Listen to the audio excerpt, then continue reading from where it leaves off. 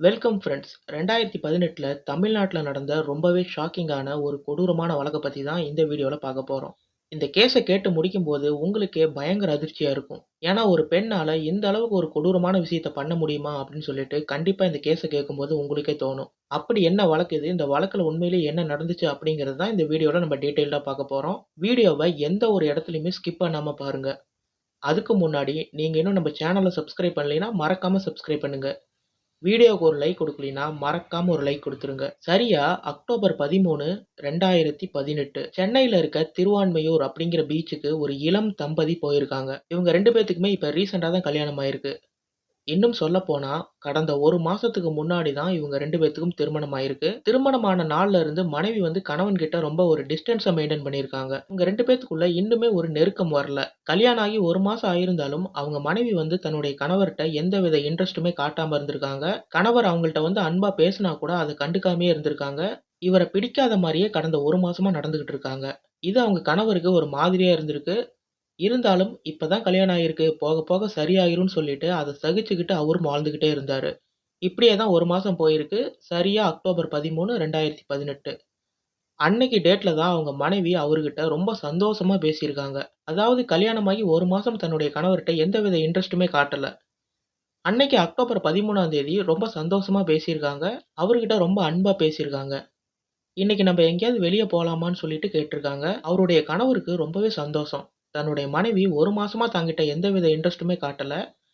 இப்ப நல்லா பேசுறாங்களே! நம்மளோட புது வாழ்க்கை ஆரம்பிக்க போகுதுன்னு சொல்லிட்டு ரொம்ப சந்தோஷப்பட்டாரு.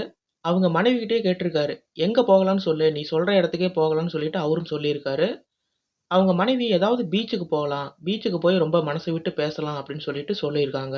சரி மெரினா பீச்சுக்கு போகலாமான்னு சொல்லிட்டு அவங்க கணவரும் கேட்டிருக்காங்க. அதுக்கு அவங்க மனைவி வேண்டாம் வேற ஏதாவது பீச்சுக்கு போகலாம் அப்படின்னு சொல்லிட்டு சொல்லியிருக்காங்க. சரி எந்த பீச்சுக்கு போகலான்னு சொல்லிட்டு நீயே சொல்லு அப்படின்னு சொல்லும்போது, அவங்க திருவான்மியூர் பீச்சுக்கு போகலான்னு சொல்லிட்டு அவங்க தான் சொல்லியிருக்காங்க. இதன்படி தான் 2 பேரும் திருவான்மியூர் பீச்சுக்கு வந்திருக்காங்க. காலையில ஒரு 9 மணி இருக்கும். அப்ப 2 பேருமே பீச்சுக்கு வந்திருக்காங்க. சென்னையில இருக்க மத்த பீச்சஸ கம்பேர் பண்ணும்போது, திருவான்மியூர் பீச் வந்து மக்கள் நடமாட்டம் ரொம்ப கம்மியா இருக்கும். இந்த பீச்சுக்கு தான் தன்னுடைய கணவன கூட்டிட்டு வந்திருக்காங்க. அப்படி பீச்சுக்கு வந்ததுக்கப்புறம் ரொம்ப சந்தோஷமா என்ஜாய் பண்றாங்க. அங்க வர அலைகள ரசிச்சுட்டு ஓடி பிடிச்சு விளையாட ஆரம்பிக்கிறாங்க. இதுல அவங்க கணவருக்கு ரொம்ப சந்தோஷம். நம்மளோட வாழ்க்கை திருமணமாகி இன்னையிலிருந்து தான் சந்தோஷமா ஆரம்பிக்க போகுதுன்னு சொல்லிட்டு, அவரும் சந்தோஷமா அந்த கடற்கரையில விளையாண்டுட்டு இருந்தாரு. இப்படி போயிட்டு இருக்கும்போது விளையாண்டு முடிச்சுட்டு கொஞ்ச நேரம் உட்காந்து பேச ஆரம்பிக்கிறாங்க. 2 பேருமே மனசு விட்டு பேச ஆரம்பிக்கிறாங்க.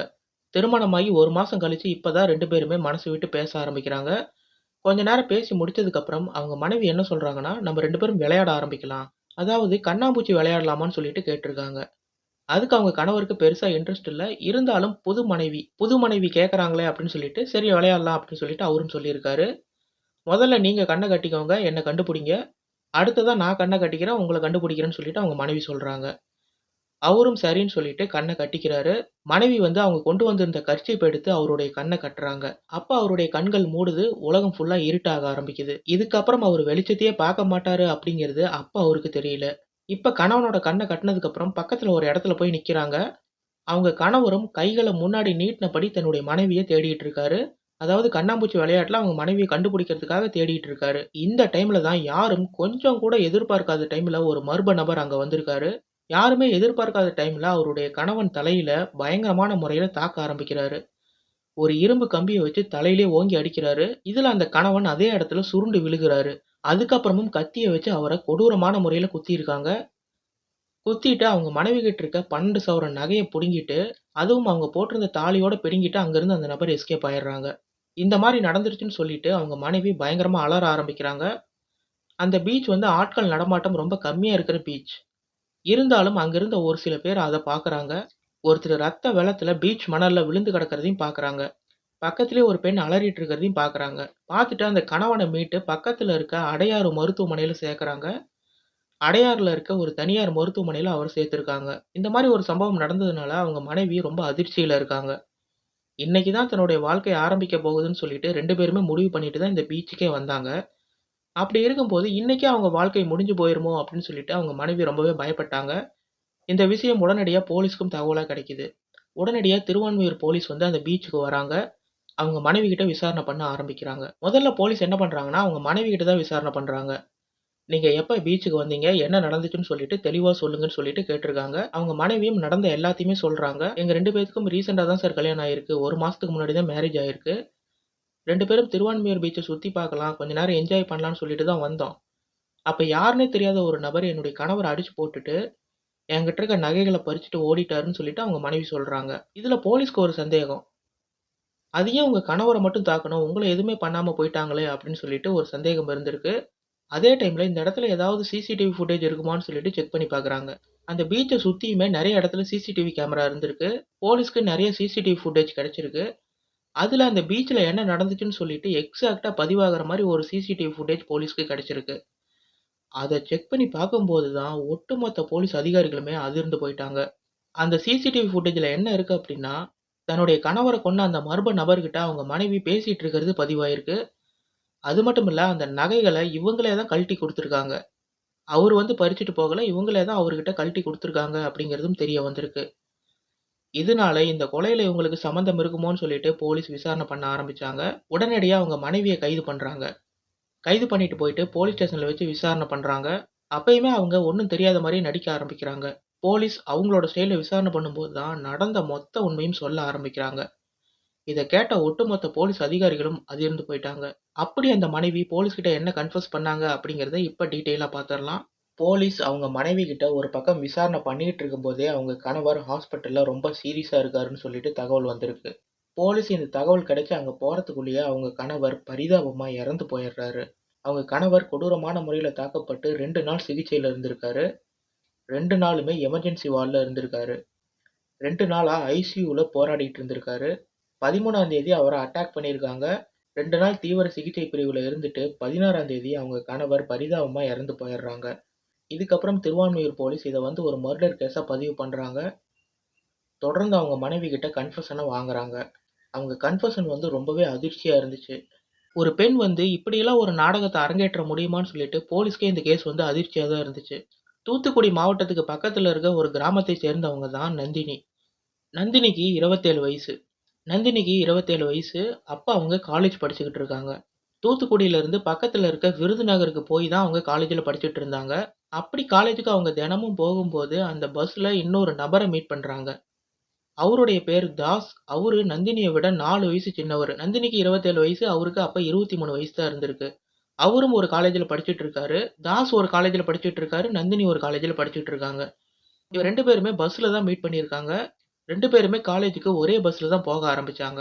அப்படி போகும்போது தான் இவங்களுக்குள்ள பழக்கமே ஏற்பட்டிருக்கு. தினமும் நந்தினிக்கு பஸ்ல இடம் புடிச்சு குடுத்திருக்காரு தாஸ். இதனால நந்தினிக்கு தாஸ் மேல ஒரு நல்ல அபிப்பிராயம் ஏற்படுது. இப்படியே இவங்க 2 பேரும் பேச ஆரம்பிக்கிறாங்க. இவங்களுக்குள்ள ஒரு நட்பு ஏற்படுது. அந்த நட்பு வந்து காலப்போக்குல காதலா மாற ஆரம்பிக்குது. அதுக்கப்புறம் பஸ்ல 2 பேரும் ஒண்ணாவே காலேஜ் போக ஆரம்பிச்சாங்க. இப்படியே 2 பேரும் எல்லா இடத்துக்கும் போயி அவங்களோட லவ்வ வளர்க்க ஆரம்பிச்சிருக்காங்க. 2 பேருமே ரொம்ப டீப்பா லவ் பண்ண ஆரம்பிச்சுட்டாங்க. ஆனா இந்த விஷயம் அவங்க பேரண்ட்ஸ்க்கு தெரிய வந்ததுக்கு அப்புறம் தான், இந்த கல்யாணத்துக்கு 2 வீட்டு சைட்ல இருந்துமே எதிர்ப்பு தெரிவிச்சிருக்காங்க. ஏன்னா 2 பேருமே வேற வேற சமூகம் அப்படிங்கிறதுனால இந்த கல்யாணத்துக்கு அவங்க பேரண்ட்ஸ் ஒத்துக்கல.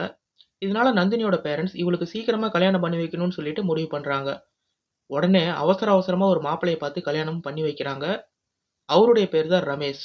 ரமேஷும் தூத்துக்குடி மாவட்டத்தை சேர்ந்தவர் தான். சின்ன வயசுல இருந்தே ரமேஷ் வந்து ரொம்ப நல்லா படிப்பாரு அப்படிங்கிற மாரி சொல்றாங்க.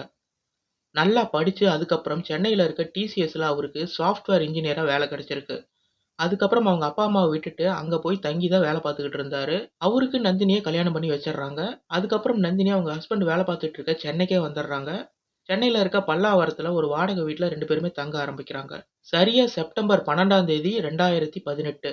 அதாவது நந்தினியோட கணவர் கொல்லப்படுறதுக்கு 1 மாசத்துக்கு முன்னாடி தான் இவங்களுக்கு திருமணம் ஆயிருக்கு. சரியா 1 மாசம் கழிச்சு அவரு கணவர் கொல்லப்பட்டிருக்காரு. இப்ப திருமணமாகி 2 பேருமே அங்க இருக்கிற வீட்ல ரொம்ப சந்தோஷமா தான் வாழ்ந்துட்டு இருந்தாங்க. ஆனா திருமணமான நாள்ல இருந்து அவங்க மனைவி கணவர்கிட்ட இன்ட்ரெஸ்ட் காட்டவே இல்ல. அதுக்கு காரணம் என்ன அப்டின்னா, திருமணத்துக்கு அப்புறமும் தாஸ் கூட அவங்க ரிலேஷன்ஷிப்ல இருந்துகிட்டே இருந்தாங்க. தொடர்ந்து ஃபோன் பேசுறது, அவரு கூட மணிக்கணக்குல ஃபோன் பேசுறது அப்டின்னு சொல்லிட்டு தாஸ் கூட ஒரு ரிலேஷன்ஷிப்ல இருந்துகிட்டே இருந்தாங்க. திருமணம் ஆனதுக்கு அப்புறமும் அவங்க கூட பேசிக்கிட்டே தான் இருந்தாங்க. நந்தினி தனக்கு கல்யாணம் ஆயிருச்சு அப்படிங்கிறத மறந்து அவங்க பழைய ரிலேஷன்ஷிப்ல தொடர்ந்து பழகிட்டே தான் இருந்திருக்காங்க. தாஸும் தொடர்ந்து நந்தினி கூட பேசிக்கிட்டே இருந்திருக்காங்க.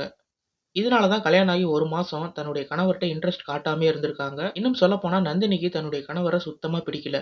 அவங்க தன்னுடைய பேரண்ட்ஸ் கட்டாயத்தின் பேர்ல தான் அவர கல்யாணமே பண்ணிக்கிட்டாங்க. அதனால அவர்கிட்ட பெருசா இன்ட்ரெஸ்ட் காட்டாம வீட்ல எரிஞ்சு எரிஞ்சு விழுந்திருக்காங்க. 1 மாசமா அவர்கிட்டயே நெருங்காமயே இருந்திருக்காங்க.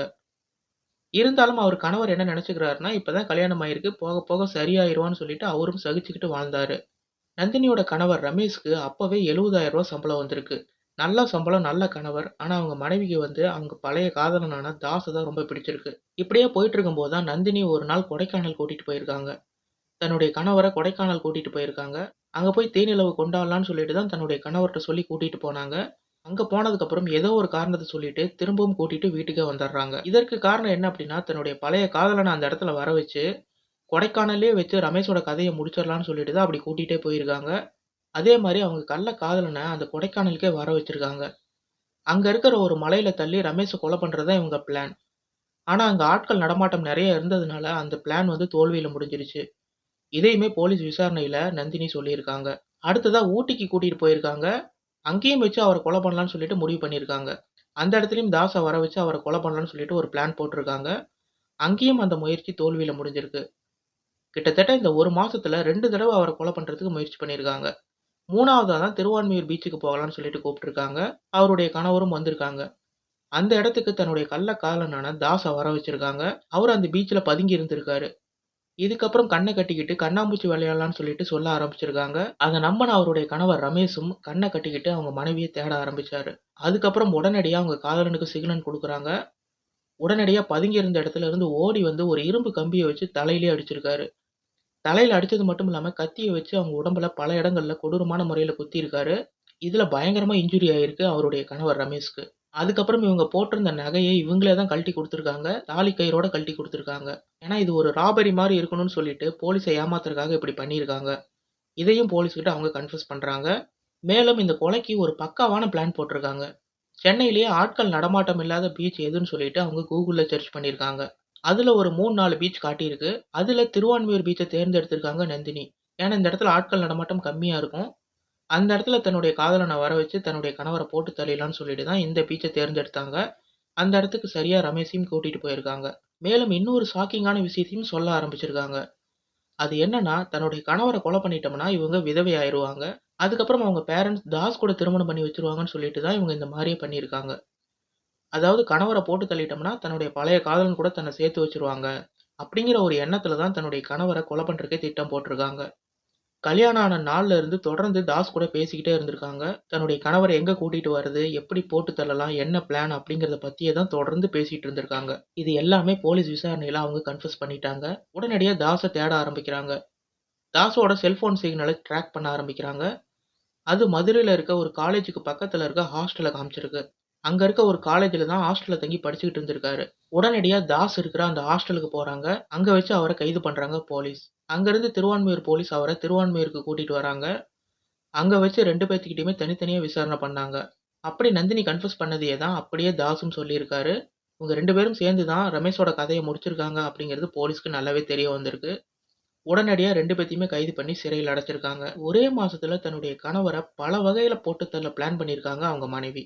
2018ல இந்த கொடூரமான சம்பவம் நடந்திருக்கு. 2022ல இதுக்கு தீர்ப்பு வந்திருக்கு. அதனால தான் இந்த கேஸ இப்ப எடுத்து பேசுறதுக்கு ஒரு முக்கிய காரணமாவே அமைஞ்சிருக்கு. 2022ல இவங்க 2 பேத்துக்கும் ஆயுள் தண்டனை குடுத்துருக்காங்க. 2 பேருமே இப்ப வரைக்கும் ஜெயில்ல தான் இருந்துகிட்டு இருக்காங்க. ஆனா இந்த இடத்துல எந்தவித பாவமும் செய்யாத ஒரு அப்பாவியோட உயிர் தான் போயிருக்கு. ரமேஷ் நந்தினிய கல்யாணம் பண்ண பாவத்துக்காக அவரோட உயிரையே விட்டுருக்காரு. நம்பிக்கை துரோகம் பண்ணி கண்ணாமூச்சி விளையாடலாம்னு சொல்லிட்டு அவர பீச்சுக்கு கூட்டிட்டு போயிட்டு கொடூரமான முறையில கொலை பண்ணியிருக்காங்க. இதுக்கு அவங்களுக்கு குடுத்த தண்டனை அப்படிங்கிறது சரியான தண்டனை தான் அப்படிங்கிற மாரி சொல்லப்படுது. வாழ்க்கை அப்படிங்கிறது 2 பேரும் சேர்ந்து பயணிக்கணும். அதுல ஒருத்தருக்கு இன்ட்ரெஸ்ட் இல்லைன்னா கூட அந்த பயணம் நல்லபடியா முடிவடையறதுக்கு வாய்ப்பே இல்ல. கல்யாணத்துல இன்ட்ரெஸ்ட் இல்ல அப்படின்னா பிரிஞ்சு போறதுக்கு ஏகப்பட்ட வழி இருக்கு. அதுல ஏதோ ஒரு வழிய சூஸ் பண்ணிட்டு போயிருக்கலாம். இல்லன்னா டிவோர்ஸ் வாங்கியிருக்கலாம். இல்ல டிவோர்ஸ் கிடைக்காதுன்னு தெரிஞ்சா நீங்க ஆசைப்பட்ட கள்ள காதலன் கூட ஓடி கூட போயிருக்கலாம். ஆனா இவர கொன்னுட்டு தான் போவேன்னு சொல்லிட்டு முட்டாள்தனமா முடிவு எடுத்திருக்காங்க. கொலை பண்ணிட்டா எல்லா பிரச்சனையும் முடிஞ்சிரும்னு சொல்லிட்டு இவங்க எல்லாருமே நெனைக்கிறாங்க. ஆனா ஒரு குற்றம் பண்றீங்கன்னா, அது என்னைக்குமே ஒரு பிரச்சனைக்கு ஒரு தீர்வா அமையறதுக்கு வாய்ப்பே இல்ல. அது மேலும் மேலும் உங்களுக்கு பிரச்சனைய தான் குடுக்கும். இப்ப இவங்க 2 பேரும் நெனைச்சது நடந்துச்சான்னு கேட்டா, அதுதான் இல்ல. 2 பேருமே சிறையில கம்பி எண்ணிட்டு இருக்காங்க. அதனால கொலைய பண்ணிட்டு தடயங்கள அழிச்சுட்டா நம்ம இதுலருந்து எஸ்கேப் ஆயிருவோம்னு சொல்லிட்டு முட்டாள்தனமா யோசிக்காம, சட்ட ரீதியா போனா மட்டும் தான் உங்களுக்கு இந்த பிரச்சனையிலிருந்து ஒரு தீர்வு கிடைக்கும். அத விட்டுட்டு இந்த மாரி கொலைகள் பண்ணா, இந்த மாரி சிறையில தான் தண்டனை அனுபவிக்கணும். இந்த கேஸ பத்தி நீங்க என்ன நினைக்கிறீங்க அப்படிங்கிறத மறக்காம கமெண்ட்ல சொல்லுங்க. இதே மாரி இன்னொரு கிரைம் கேஸோட உங்கள வந்து சந்திக்கிறேன். மறக்காம வீடியோவ லைக் அண்ட் ஷேர் பண்ணுங்க. Thank you.